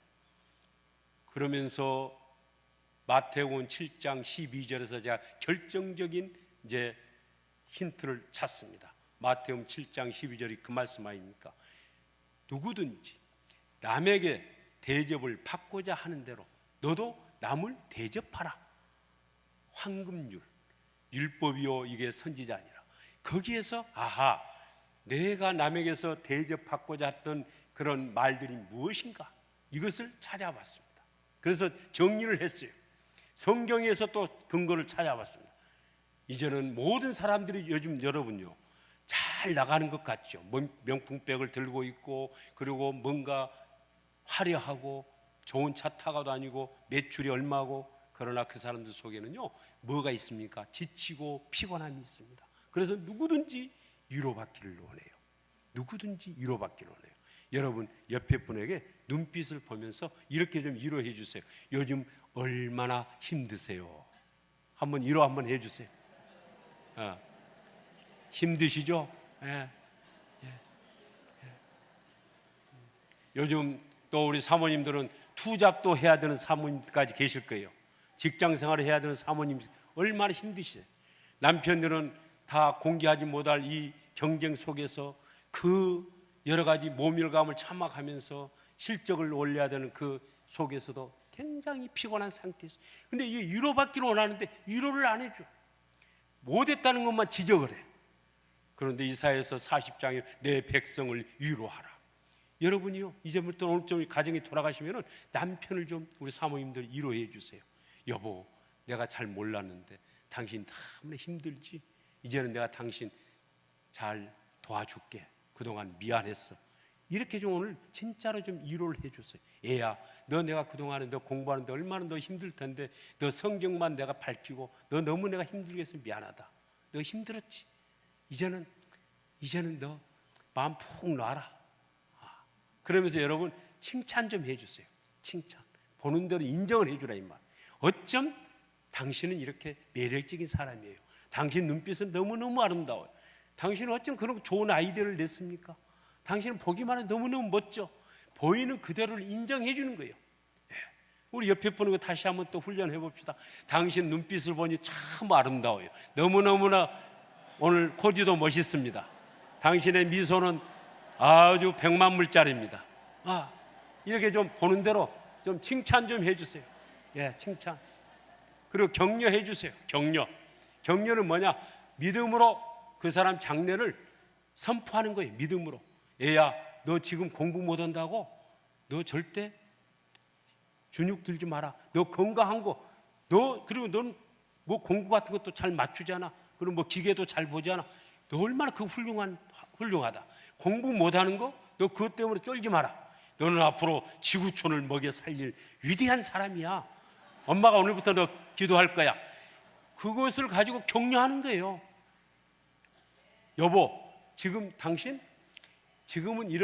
지금 직장에서 이렇게 살지만 당신은 내가 당신한테 거는 기대는 앞으로 당신은 놀라운 기업가가 될 테니까. 안 그러면 당신은 그 회사를 당신이 책임 맡아서 앞으로 경영할 테니 지금부터 사장 마음으로 준비하고 바라봐요. 좀 격려해 주세요. 격려해 주세요. 격려해 주시라고. 또 여기 전도사님이나 부목사님들 계셔도 목사님은 한국 교회를 앞으로 이끌어갈 아주 영적 지도자이십니다. 그렇게 기도합니다. 그렇게 하는 것이 격려입니다. 여러분이 누구 전도 대상자를 삼기 위해서 은행에 갔어.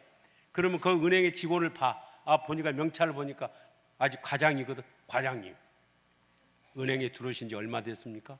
저요 15년 됐습니다. 그래요. 이왕이 은행 들어오셨으니 은행장쯤은 되셔야 될 거 아닙니까? 제가 오늘부터 기도할 테니 당신 은행장 될 생각으로 준비하고 고객을 대하십시오. 그 대신 15년 후에 10년 후에 은행장이 되면 인터뷰할 때 꼭 이 말 해주십시오. 어느 날 광림교회에 온 김아무개 집사님이 나에게 은행장 준비를 하라 해서 그때부터 내가 은행장 준비했더니 이렇게 됐습니다. 요거 인터뷰 때 꼭 말해 주십시오. 이제는 그렇게 격려하시라고. 격려하겠죠? 그 다음에 여러분이 좀 물어봐 주세요. 사람들이 안 물어봐 주니까 답답한 거예요. 어느 날 남편이 물방울 타이어 반지를 사줬어. 그래서 이거 끼고 왔는데 사람들이 이렇게 있는데 안 물어봐. 머리가 이렇게 머리를 만져. 그래도 안 물어봐. 여기다 내놓고 왜 상대방이 원하는 걸 우리가 안 해주냐고요. 목사님, 제가 신년도에 무엇을 저에게 맡겨주시겠습니까? 제가 뭐든지 순종하겠습니다. 이렇게 좀 미리 말씀하면 얼마나 좋겠어요. 여보, 내가 오늘 당신도 무엇을 먹고 싶어? 전화해서 오늘 내가 뭘 준비할까? 그렇게 하면서 좀 질문자가 돼야 돼. 시어머님, 제가 무엇을 이렇게 하는데 시어머님 어떻게 했으면 좋겠어요? 물어만 봐도요, 고부관계도 아주 좋아집니다. 물어만 봐도. 서로가, 시어머니도 며느리한테 너는 어떻게 그렇게 잘하느냐? 너는 어떻게 그렇게 참 좋은 집안에서 와서 이렇게 나한테 잘하느냐? 너는 말도 그렇게 예쁘다. 말이 안 예쁘다 할잖아요. 예쁘다 그러면 나중에 예쁘게 되는 거예요. 그게 그렇게 긍정적으로 우리가 간다. 그래서 이제는 질문하는 사람이 되고, 그 다음에는 경청. 사실은 경청이 제일 먼저. 잘 이제 듣는 훈련이 돼. 잘 말씀을 잘 듣고, 서로 부부간에 하는 말을 잘 듣고, 이렇게 해서 아하, 이분이 지금 어떤 상태에 있고 무엇을 좋아하고 언제 무슨 기념일이고 언제 뭐가 행사가 있고 하는 말을 이제 들었을 때 어떻게 해야 돼요? 이것을 잊지 않기 위해서는 이제 수첩에다가 어떻게 해야 돼? 기록을 해놔야 돼. 기록을. 그래서 수첩을 저는 2개를 가지고 다녀. 2개를. 그래서 여기 이렇게 이제 수첩을 기록을 하는데, 요 기록하는 부분을 이제 조금 이따 설명을 하겠습니다. 그래서 오늘 이러한 언어를 저는 무슨 언어라고 했냐면 황금 언어라고 했습니다. 다 같이 해봅시다. 황금 언어. 위로한다, 칭찬한다, 격려한다, 질문한다, 경청한다. 5가지 언어를 제가 평생 변치 않고 쓰겠다고 하는 의도로 황금 언어라고 했는데요, 책에 지금 나온 것은 다 설명이 잘 돼 있으니까 여러분이 뭐 굳이 안 적으셔도 돼요. 제 이야기를 집중해서 잘 들으면 됩니다. 그렇게 해서 이제 그때부터 이제 이 이야기를 하고 다니는데, 사람들이 이제 그때부터는 제가 하자만 내도 손살을 치는 사람들이, 김 사장이 얼마나 요즘 사업하는데 힘들어요. 요즘 공단의 경기도 어렵다는데 환율 문제도 있지, 종업원 문제도 있지, 연구도 해야 되지, 마케팅 문제가 있지, 여러 문제가 있는데 얼마나 힘드십니까? 위로해주고, 그리고 당신 지금 좀 어려워도요, 내가 기도하니 조금만 견디면은 당신은 분명 지금 중소기업이 중견기업으로 멀지 않아 될 테니, 중견기업으로 됐을 때 그 돈을 내가 어떻게 쓸 것인가를 나하고 한번 좀 협의합시다. 그랬더니요, 빙긋이 다 좋아해요. 그리고 물어봐줘요. 당신은 왜 사업을 어떻게 해서 시작을 했습니까? 당신은 무엇을 좋아합니까? 당신은 취미가 무엇입니까? 음식을 뭘 좋아합니까?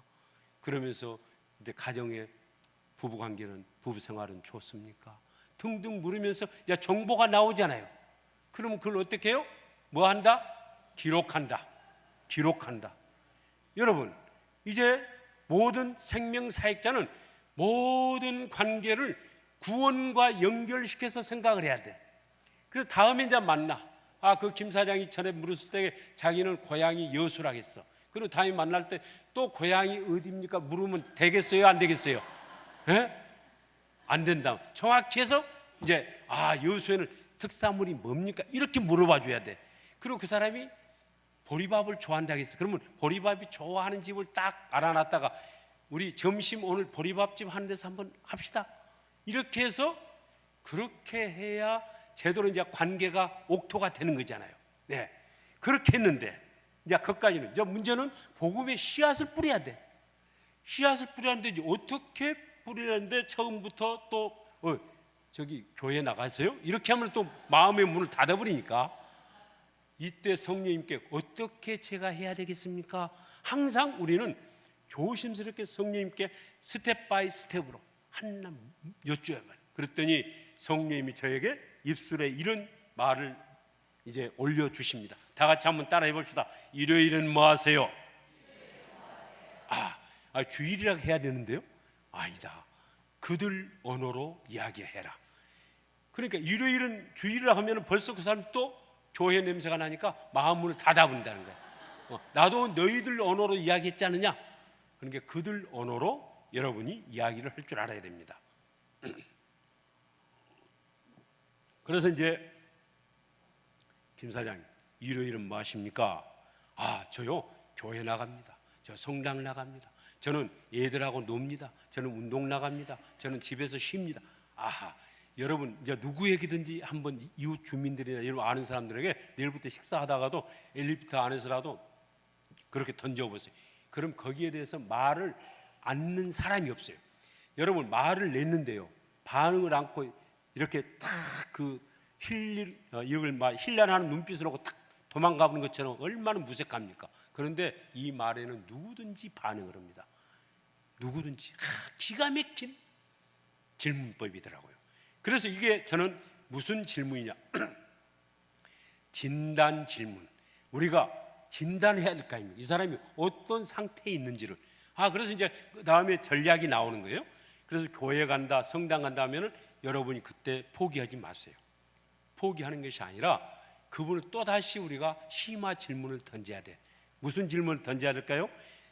새 생명, 우리 생명 사역자는 항상 그 사람이 예수님과의 지금 관계가 제대로 돼 있냐 안 되느냐가 우리의 관심입니다. 지금 교회에 나오냐 안 나오냐는 둘째 문제고. 이해가 되시죠? 그러면 이렇게 질문을 해야 되겠죠. 다 같이 한번 해봅시다. 요즘 예수님과 관계는 어떻습니까? 예, 여기에 대해서 확실하게 이야기 못하면 그 사람도 내가 케어해야 될 대상자다 이 말이에요. 그러니까 전도자의 삶이 이제 여러분 여러 가지가 이제 폭넓죠. 예, 그렇게 하면서 그 사람도 데리고 예수님과의 관계를 돌봐줘야 될 사람으로 적어놨다가 이제 관계를 지속해야 돼요. 그 다음에 논다, 운동 간다. 이 사람이 이제 어떻게 해서 그 사람을 예수님을 알리게 할 것인가. 이제 이게 이제 굉장히 관건이란 말입니다. 이게 그랬을 때 하나님께서는 저에게 지혜를 주셨어요. 너 처음 전도를 이제 시작하지만은 이왕하는 전도, 또 우리 다 같이 한번 해봅시다. 이왕하는 전도, 전 가족을 나오게 하라. 저 한 명도 해본 일이 없는데요. 그랬더니 아니다. 고기를 잡는데, 낚시를 하는데 밑밥만 좋으면 큰 고기도 잡히는 거지, 밑밥이 안 맞으면 피레미도 못 잡는다. 그러니 밑밥을, 전 가족이 나오게 하는 밑밥을 준비해라. 그래서 제가 그걸 찾으라고요. 상당한 또 성령님께 무릎을 꿇고 묻고 궁리하는 중에 성령님이 주시는 지혜가 뭐냐?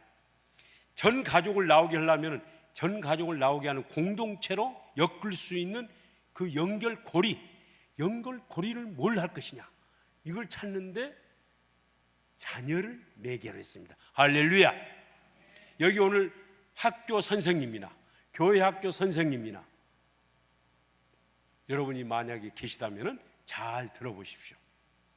저는 이 일로 인해서 엄청난 그 전 가족을 나오게 하는 그 전략을 세운 거예요. 그럼 하나님 어떻게 해서 가능합니까? 그랬더니 모든 부모들이 자녀에 대해서, 우리 한국 부모들이 얼마나 대단한 그 열정과 사랑이 있습니까? 넘치는 사랑이 있지 않습니까? 그래서 기러기 엄마, 기러기 아빠가 생기는 거 아니에요. 그리고 자녀를 위해서는 투잡도 하고 쓰리잡도 하고 그 가진 고생도 다 감춘단 말이에요. 그래서 자녀를 매개하는데, 그럼 무엇을 자녀를 위해서 던지는 미끼가 뭐가 돼야 되느냐? 거기서 찾아내는 게 제가 5가지 기도 제목을 이제 만들었습니다. 제 살아온 그 과거의 제 경험과 또 전체적으로 놓고 봤을 때 그 부모들 누구도 거부하지 않고 같이 공감할 수 있는 기도 제목, 이것을 이제 만들었어요. 그게 생각하는 게 뭐냐? 첫째, 우리 자녀들이 자라는데 뭐가 필요하죠? 꿈이 있어야 돼요. 그렇죠? 꿈을 자기가 갖게 되면은 공부하지 말라고 해도 알아서 해요. 그렇죠? 자기가 목표가 있으면은 자기가 검색하고 알아서 합니다. 너 그만 하라고 해도 밤잠은 안 자면서 해요. 이제 꿈이 갖게 하면 돼. 근데 꿈을 가졌다 할지라도 가치관이, 정직한 가치관이 안 돼 있으면은 오늘날처럼 어떤 문제가 생겨요? 다 한 방에 무너지는 인생을 살게 되지 않습니까? 요즘 신문에 전부 다 지금 재판받는 사람들이 뭐예요? 그 사람들이 못 배워서 지금 재판받습니까? 다 박박사에, 검사, 판사에 무슨 놀라운 그런 스펙을 가졌는데 다 지금 재판받으면서 결국은 다 어디로 가요? 안양 국립호텔, 서대문 국립호텔. 예, 그렇게 우리 자녀들을 다 잘 키워가지고 그렇게 하면 되겠냐? 이게 뭐가 문제냐? 가치관이, 정직한 가치관이 안 됐기 때문에. 그 다음에 우리는 자라면서 좋은 친구를 만나야 됩니다. 안 그러면 내가 좋은 친구가 되든가, 그리고 좋은 스승을 만나야 돼. 요즘 스승을 잘못 만나가지고 내 자녀를 지금 보냈더니 스승 때문에 지금 상처받아가지고 지금 헤어나지 못하는 우리 자녀들이 얼마나 많습니까? 늘 신문. 그래서 스승을 상관을 잘 만나야 되고 스승을 만나야 돼. 좋은 친구. 그 다음에 믿음의 짝을 만나요. 믿음의 배우자를. 믿음의 배우자를 만나는 이 만남의 복 세 가지. 좋은 친구와 스승과 믿음의 배우자를 만나. 이 5가지를 놓고 이제 그 다음부터 제가 이걸 믿기로 해서 이제 시작을 합니다. 어느 날 이제 매일 기도는 어떻게 기도를 하겠습니까? 새벽마다 주님 앞에 주님, 제가 오늘은 저에게 누구를 붙여 주시겠습니까? 저는 이 기도가 이제 일성입니다. 눈에 떠도 그렇고 그렇게 해서 이제 나가서 사람을 이제 만나면서 그때부터 이제 전략적 질문을 합니다. 5가지 한글어를 쓰면서 이제 질문에 들어갈 때 진단 질문을 던집니다. 아, 이 사람을 딱 보고 아, 이분이 오늘 내가 태신자로 삼아야 될 그런 사람은 아닐까 해서 진단 질문을 딱 냅니다. 제가 아는 은행 직원들이거나 또는 뭐 법원 공무원이든 또는 사회적인 사람이든 제가 다니는 식당, 제가 다니는 이발사든 하여튼 기업인이든 만나는 사람들에게 운동을 가든 등산 모임을 가든 거기에서 이제 그렇게 한 사람을 꼭 하나님이 그때부터 붙여주셔. 준비가 되니까. 그래서 이제 질문을 합니다. 아, 그러면은 그때 한 사람이 박 과장이라는 사람이 제가 이제 어느 관공서 로비에서 만나게 됩니다.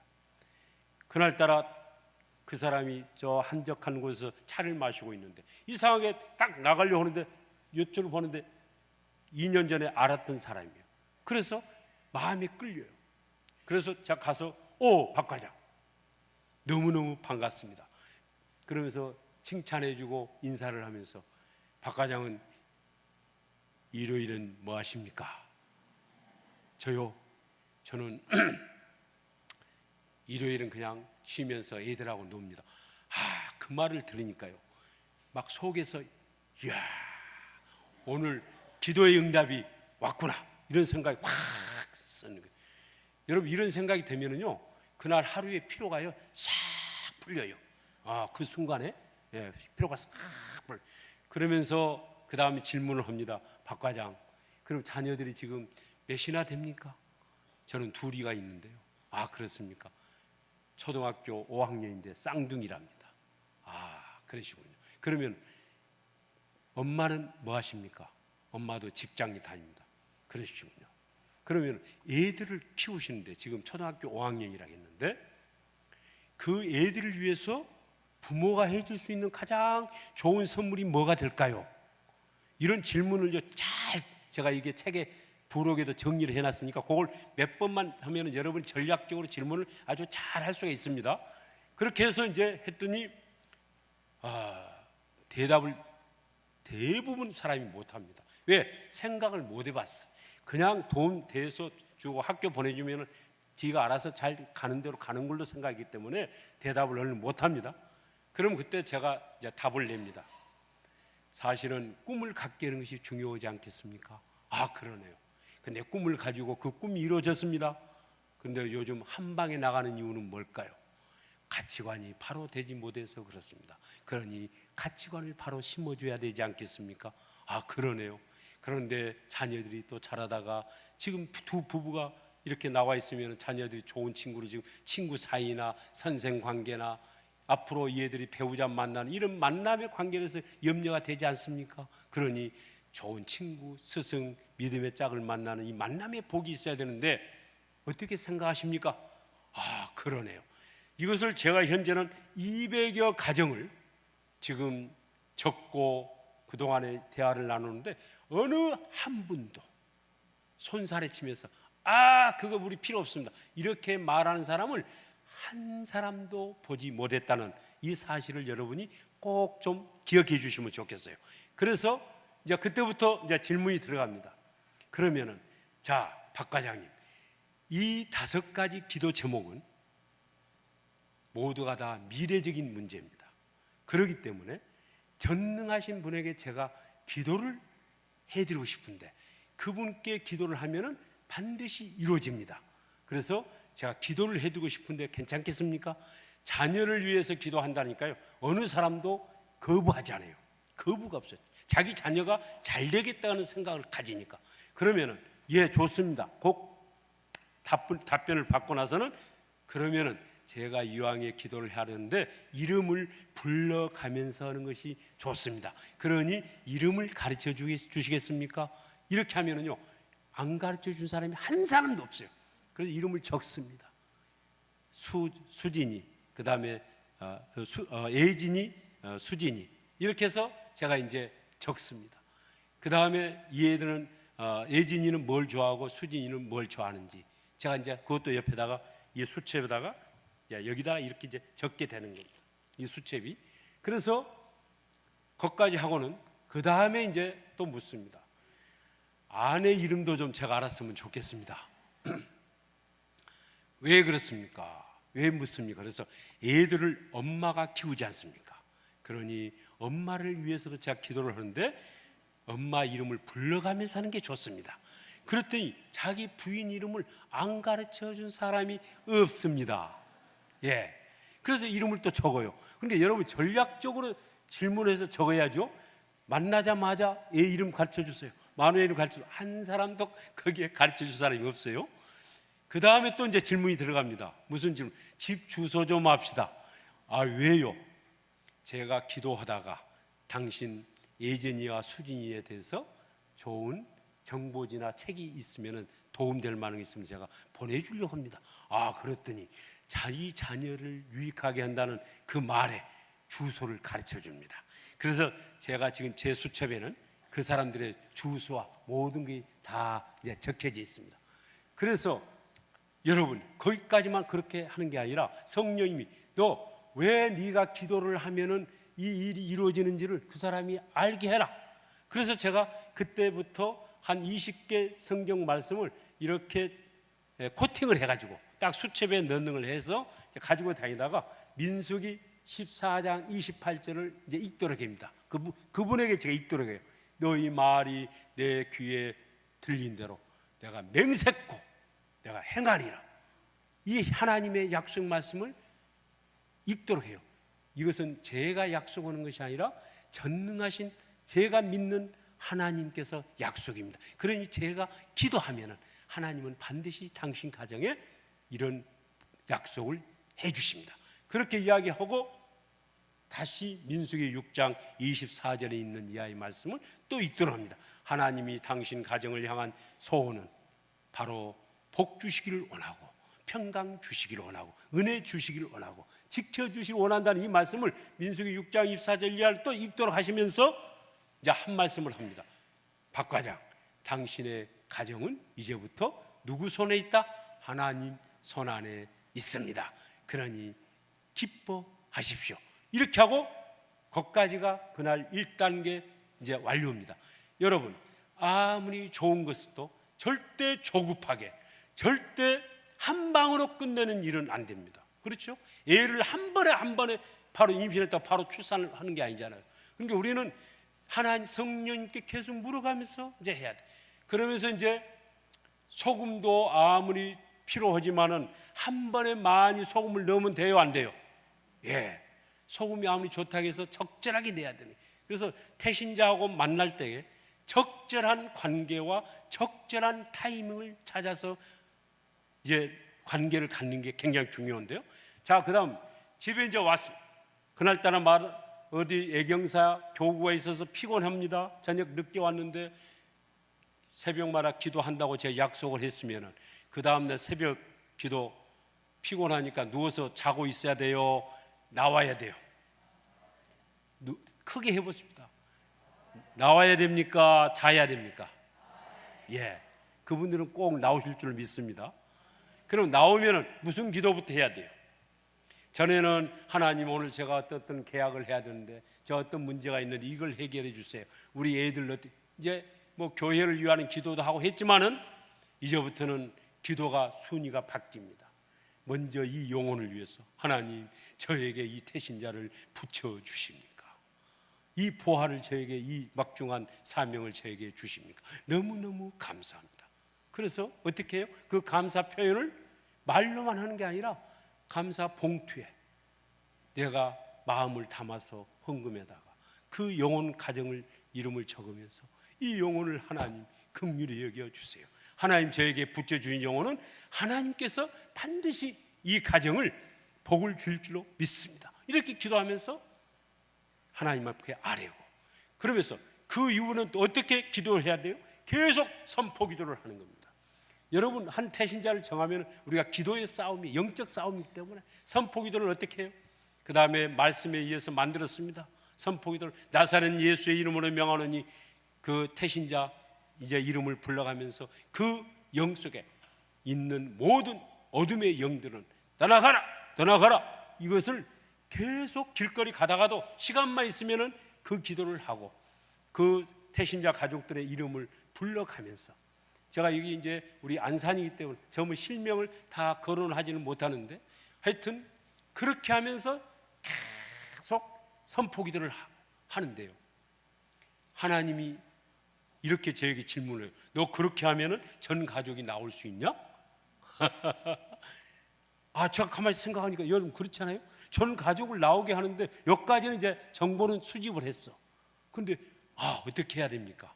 그랬더니 전 가족이 이 사실을, 네가 이런 기도 제목을 가지고 기도하고 하나님이 내가 약속한 그 은혜를 있다고 하는 것을, 메시지를 그 가족 전체가 알아야 되는데 그 알리는 방법을 네가 생각을 해봐라. 여러분, 어떻게 하는 것이 전 가족이 알릴 수 있는 방법이 될까요? 그래서 거기서 성님 주시는 지혜가 떠올랐습니다. 우리 성경이 뭐죠? 하나님이 우리에게 주신 뭐죠? 이게 편지. 전에는 그 말씀이 잘 안 들었어요. 데오빌로 각하여, 누가복음 1장에 있는 그런 편지를 쓴 거, 사도행전도 빌립보 교인들이요, 에베소 교인들이요, 편지하노니 편지가 그렇게 좋겠구나. 그래서 편지를 쓰기 시작했습니다. 편지를 제가 다양한 사람들에게 쓰는 편지 모델을 그대로 제가 여기에 다 담았으니까 여러분 굳이 너무 어렵게 생각을 안 해도 흉내만 내면 돼요. 이렇게 편지를 썼습니다. 존귀하신 박 형제, 앞에다가 사랑하는 존경하는 쓰려니까 거슬려요. 그래서 이사야에서 있는 말씀대로 존귀한 박 과장이라 않고 제가 형제라고 했습니다. 형제라는 붙이는 이유도 또 있습니다만은, 그래서 우리 박 과장, 이제는 내가 당신을 형제라고 부르고 싶습니다. 어제 우리는 당신과 우연히 그 로비에서 만났을 때 당신에게 내가 제시한 5가지 기도 제목을 제시했습니다. 그래서 그 5가지 기도 제목을 쭉 썼습니다. 그래서 이 기도 제목을 놓고 제가 새벽마다 기도하고 있습니다. 당신 자녀 수진이, 예진이, 당신 아내 구형아, 이제는 당신 온 가정들이 하나님 품 안에서 기대감을 가지고 살아가셔도 좋습니다. 새벽마다 기도하는 정재준 장로, 이렇게 해서 편지를 이제 썼습니다. 그래서 딱 붙이려고 하는데 성령님이, 야, 그렇게 하면은 편지를 다 전 가족이 보겠냐? 그래서 수신자를 어떻게 했어요? 전 가족 이름을 수신자로 다 넣었어요. 편지 봉투에도 수신자를 전 가족으로 넣었어. 그래야 학교에서 와도 애들이 자기 이름이 있어야 편지를 보죠. 자기 이름이 없으면은 남편이 올 때까지, 아빠 올 때까지 안 봐요. 자기 이름이 있으니까 이제 다 보는 거예요. 어떤 분이 우리에게 각각 편지를 썼는가. 그래서 또 그것만 보내려 했더니 너 약속했지 않냐, 뭐 좋은 책이나 정보지를 준다고 했지 않냐. 그래서 이제 제가 한 40여 가지 책을, 설교집이 아닌 도움이 될 만한 책을 여러 가지를 이제 좀 살펴봤습니다. 어떤 판사나 그런 지식인들에게는 지성에서 영성으로 하는 이어령 교수님의 그 책을 참 많이, 이제 그런 책을 선정한다 할지, 조신영 작가가 쓴 중심, 쿠션, 경청, 배려, 또는 강용우 그 박사가 쓴 3D 혁명 인간이랄지, 또는 다양한 빙점, 또는 이렇게 모든 관계 한 40여 가지 책들을 제가 이제 쓰면서 선택을 해가지고, 설교집이 아니죠. 그래서 그렇게 보내면서 부부 관계가 좋아야 전가족이 나오기 때문에 부부 관계를 반드시 좋게 할 또 책을 제가 하나, 아침 키스라는 책을 또 선정을 해가지고 같이 이제 보내주면서 편지를 보냈더니 3일 만에 전화가 왔습니다. 장로님, 우리 가정에 이렇게 특별한 선물까지 보내주면서 손수 편지를 써주셔서 우리 온 가족이 감동을 먹었습니다. 문자만 해도 되고 메일로 하는 이 세상에 편지를 우리 가정이 받고는 모두가 다 감동을 먹었는데 너무너무 고맙습니다. 그래서 그분이 오히려 점심을 사겠다고. 그래서 우리 점심 그렇자 합시다. 그래서 제가 이제 점심을 3번을 저는 원칙을 정했어요. 저기 보면은 섬김의 원칙을 제가 몇 번을 이 사람 한 사람 태신자를 정하면 해야 될 것인가, 그 원칙을 어디서 정했느냐. 우리 사모님, 우리 부인들이 이제 아기를 잉태를 하면은 몇 개월 동안에 태교를 하죠? 10개월 우리가 뱃속에 두지 않습니까? 그래서 10번을 내가 섬기자. 그리고 바로왕이 10번의 재앙을 당하고 무릎을 꿇었듯이, 그리고 10번 찍어 안 넘어가는 나무가 없다, 그런 표현처럼, 그래서 제가 10번은 한 사람을 태신자로 정하면 내가 최소 10번은 내가 그 사람을 섬겨야 되겠다. 그렇지, 그 대신 3번 정도 만날 때까지는 이 우리가 태아가 형성이 돼서 3개월까지는 지나야 어떤 형성이 돼서 뱃속에서 꿈틀거리듯이, 그래서 3번 정도 만났을 때까지는 아직 제가 예수님 이야기를 안 씁니다. 원칙을 그렇게 정했어요. 일반, 그러나 꼭 반드시 그런 것은 아니지만은, 그래서 3번 정도 만날 때까지는 계속 물어봐주고 계속 뭔가 칭찬해주고, 그리고 그의 관심사를 제가 늘 추임새를 넣어줍니다. 그러셨는가요? 얼마나 힘드셨겠어요? 그래요.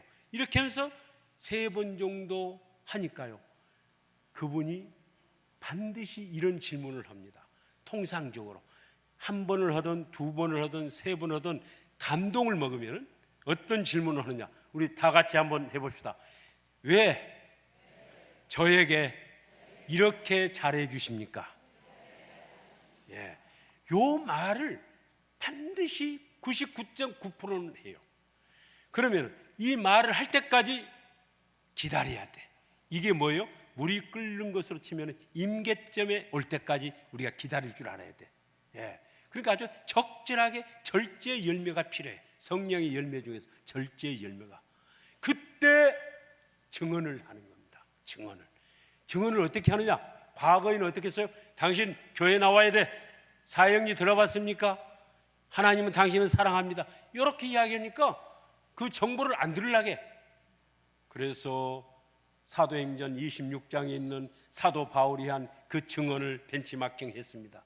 아그리빠 왕이여, 나는 예수를 핍박하고 예수쟁이들을 잡아 죽이는 것을 사명으로 알았던 사람입니다. 그런데 제가 또 체포영장을 받아가지고 다마스크로 갈 때 저는 하늘에서 빛나는 속에서 음성을 들었는데, 누구실까 했을 때 바로 네가 죽이러 간 예수다. 그래서 제가 우리가 십자가에서 못 박혀 돌아가셨던 그분이 메시아, 성경에서 기다리는 바로 메시아 구세주인 것을 저는 알았습니다. 그래서 저는 그분이 바로 우리의 메시아요 구세주인 것을 증거하기 위해서 이제 로마까지, 당신 앞에까지 섰습니다. 이 부분을 제가 이제 온용을 했습니다. 그래서 그때 제가 그 박과장한테 이렇게 해야 합니다. 그 박과장이 저에게, 어떻게 많은 사람들이 예수 믿는 사람이 그렇게 많이 있는데 저는 장로님처럼 하는 사람을 아직까지 못 봤습니다. 우리 친척 중에서도 내 직장에서도 예수 믿는다는 사람이 있는데 이렇게 관심을 가지고 이렇게 우리를 사랑해서 이렇게 해주시는 분을 못 봤는데 왜 이렇게 잘해 주십니까? 특별하게 이렇게 묻는 거예요. 그래서 제가 이렇게 이야기합니다. 박 과장, 사실 제가 박 과장에게 이해관계적으로 덕볼 것은 없습니다. 근데 저는요, 제가 35살까지는 인생의 의미를 모르고, 저는 법원의 과장이고 법원의 등기소장이라 하면서 매일 술에 중독이 되고 매일 저녁마다 저는 고스톱을 하지 않냐면은 중독자가 돼가지고 거의 그렇게 인생의 의미를 모르고 그냥 남 보기에는 번지를 했는데 그렇게 텅 빈 속 빈 강정처럼 저는 그렇게 살아왔는데 제가 35살 되던 해 그분을 제가 만났습니다. 그분을 제가 만나고 보니까 내가 누군지를 알았어요. 그리고 제가 얼마나 죄인인지를 알고 죄가 무엇인지를 알았습니다. 그런데 문제는 죄를 이길 수 있는 방법을 알았습니다. 또 저는 삶의 의미를 알았습니다. 죽음을 두려워하지 않는 사람이 됐습니다. 그래서 그분을 만나야 누구든지 소망이 있고 당신도 그분을 만나야 희망이 있고 인생을 보람있게 살 수 있기 때문에 그분을 소개하기 위해서 제가 이렇게 했습니다. 그런데 박과장 생각을 해봅시다. 우리가 좋은 음식점만 알아도 소개하는 것이 인지상정 아닙니까? 제가 박과장하고 아는 사이로서 이분을 소개하지 않는다면, 이 굿뉴스를 전하지 않는다면 나는 박과장한테 아주 나쁜 사람 중에서 나쁜 사람이지 않겠습니까? 그래서 최소한 나는 나쁜 사람이 되기 싫습니다. 문제는 박과장이 이분을 만날 것인지 안 만날 것인지는 박과장이 결정하십시오. 할렐루야. 사람은요 강요하지 않고요 선택권을 주면은요 오히려 본인이 알아서 결정을 할 수가 있습니다. 또 우리가 전하는 예수 그리스도는 최고의 보화가 아닙니까? 상품으로 말하자면 지상에 하나밖에 없는 유일하고 가장 좋은 보화는 왜 우리가 구걸하면서 왜 우리가 떳떳하지 못하게 왜 강요하다시피 하냐 이 말. 예수님도 우리를 인격적으로 대하시기 때문에 우리를 인격적으로 기다리고 계신데 우리는 그냥 막 강요하는 거예요. 그렇게 하는 방식을 저는 벗어나서 선택권도 그들에게 주고, 그러니까 내가 그분을 만나서 변화됐다는 이야기를 하니까 누구도 손사래를 치는 사람이 없습니다. 장관을 만났을 때에도, 국회의원을 만났을 때에도, 제가 대학 총장을 만났을 때에도, 이발사를 만나서도, 제 다니는 식당 주인을 만나서도, 미화원을 만나고 은행원을 만나고 지점장을 만나고 누구를 만나서도 일을 다 보고 이제 끝나갈 무렵에 진단 질문, 일요일은 뭐 하세요? 이렇게 하면서 또 그 사람들이 저에게 묻습니다. 아이고 법무사님은, 장로님 뭐가 그렇게 싱글벙글 좋습니까? 이웃 주민도. 그러면 그때 놓치지 않고 저는요 35세 그분을 만났습니다. 아까 이야기한 그걸, 그래서 증언 훈련이 그거예요. 여러분이 그래서 오늘 책 가셔가지고 A4에다가 예수님을 만나기 전 나는 어떤 사람이었다. 근데 나는 어떤 계기로 해서 예수님을 만나고 보니 내가 무엇이 변화가 됐다. 변화된 내용을 이야기하는 겁니다. 변화된 내용을. 근데 정보지만 주면은 뭐가 문제? 정보지만 주면은, 자, 얼굴에 기미가 있는 사람이 화장품을 이거 써보니까 이걸 쓸 때 기미가 싹 없어졌어. 그럼 기미가 있을 때 사진을 찍어놓고 지금 없는 상태의 사진을 얼굴을 보여주면서 사모님 이 화장품을 쓰면 기미가 없어집니다 해야 화장품을 확실히 쓸 거 아닙니까? 그런데 자기는 기미가 있으면서 이 화장품 쓰면 기미가 없어집니다 이렇게 하면은 누가 사겠냐 이거예요. 예수 믿으면 행복합니다. 말은 정보지에 있는데 자기는 와서 보니까 기쁨도 없고 늘 근심 걱정이고 매력적인 것도 없고, 그럼 누가 그 사람이 믿는 정보지에 전달하는 그 사람을 따라서 예수를 믿으려고 하겠냐 이 말입니다. 그러니까 저는 누구든지 그렇게 말을 할 때 이제 거부하지 않고 하는 이런 경우를 했습니다. 그래서 시간이, 오늘은 다 모든 것을 제가 여러 가지를 많이 준비해 왔지만은 시간이 이제 정해진 시간이 또 됐습니다. 제가 조금 조절을 못하고 이 부분은 이제 전반부로 이렇게 말씀을 드렸는데 그 결산 잔치를 제가 하나를 보여드리고 그 다음에 잠시 마무리를 하고 이렇게 정리를 하겠습니다. 우리 방송실에서 준비된 그 동영상을 한번 보여줄 수 있겠습니까? 저희 교회 권사님 한 분하고 남편 장모님하고 아들 딸 4식구가 우리를 구원해 주시고 우리를 이렇게 권사 장모 집사 만들어주는 은혜를 받았으니 우리 전도하겠습니다. 그리고 금년에 열심히 전도를 시작했어요. 그런데 오늘 이 예배 시간에 금년에 전도한 사람에 전도해서 등록시킨 사람이 있습니다. 그 등록시킨 사람 중에 오늘은 2부, 1부, 2부, 3부, 4부 따로 가지 말고 오늘 우리 같이 한번 참석합시다. 그 네 식구가 애 어른이 연합해서 간절히 기도하고 주변에 많은 순원들의 도움을 받아서 그분들을 초청했더니 오늘 140명이 여기 같이 왔어. 한 가정이 140명을 그 전도는 더 많이 했어요. 근데 그 중에 온다고 약속한 사람 중에 제가 보니까 2사람만 빠지고 오늘 이 예배 140명을 다 금년에 전도한 사람을 모시고 왔어요. 한번 일어나 보세요. 죄송합니다. 저기 왜 이름표를 달고 있을까? 거기 다 한번 일어나 보세요. 오늘 우리 정재준 장로님, 우리 이권사님, 이영애 권사님, 그 다음에 은창이 은혜, 네 식구가 이분들을 다 전도해가지고 새가족 공부도 시키고 열심히 했더니 오늘 140명을 같은 예배 왔어. 저 정장로님, 이권사님, 우리 은창이 은혜를 통해서 아이들, 어른들, 여기는 사장님도 있고 힘겹게 살아가는 미화원도 있고 공무원도 있고 은행원도 있고 다양한 사람이 있습니다. 근데 두 분이 애들 네 식구와 함께, 야, 우리가 이렇게 예수 믿고 여기까지 온 게 얼마나 감사냐. 이걸 모르는 사람에게 우리 천국도 가고 땅에 행복하게 살도록 전도하자. 가족이 기도하고 준비했더니요, 등록을 시킨 사람들이 거의 다 왔어. 98%가 오늘 여기 올렸어. 저는 장로님 다 때로는 낭망하고 좌절하고 다 그럴 때가 많은 인생에 풍랑이 있는 사람들이에요. 그런데 그분들을 변화시키니까 이 안산 수도권 서울에 있는 수백 명이 예수 믿고 같이 오시는 거예요. 정장로님, 이권사님을 통해서 이 은혜의 복음을 수많은 사람에게 전하여 열매를 맺어 행복하게 살는 길, 영생을 이루시려면 여러분도 가족과 함께 살면서 애, 어른, 가족, 이웃, 직장, 동료, 사장님, 우리 공무원들, 이웃들을 그렇게 애쓰면 내년에는 다 영적인 애를 낳아서 여러분도 3, 5씩 데리고 예배 오실 줄로 믿습니다. 우리 오신 분들 감사합니다. 박수로 한번 축하하겠습니다. 감사합니다. 오셔서 감사합니다. 자리에 앉으세요. 네, 네, 됐습니다. 네, 꺼주시고요.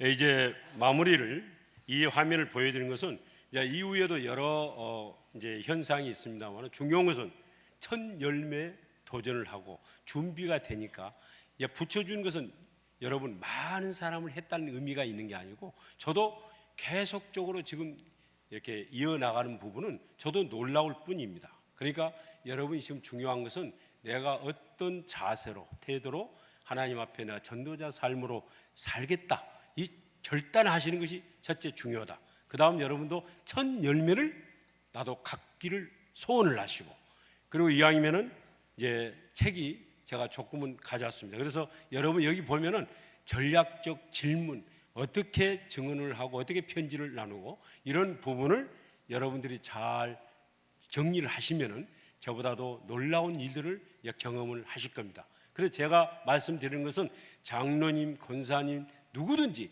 1년에 한 가정을 20명 정도를 여러분이 10가정 정도를 접고 그분들을 계속 섬기면 1년에 한 가정은 반드시 한두 가정은 꼭 여러분이 붙여주십니다. 그러면은 연말에 같이 앉아서 결산 예배를 여러분이 드리는 그런 감격을 들으셨으면 좋겠습니다. 다 하실 수 있겠죠?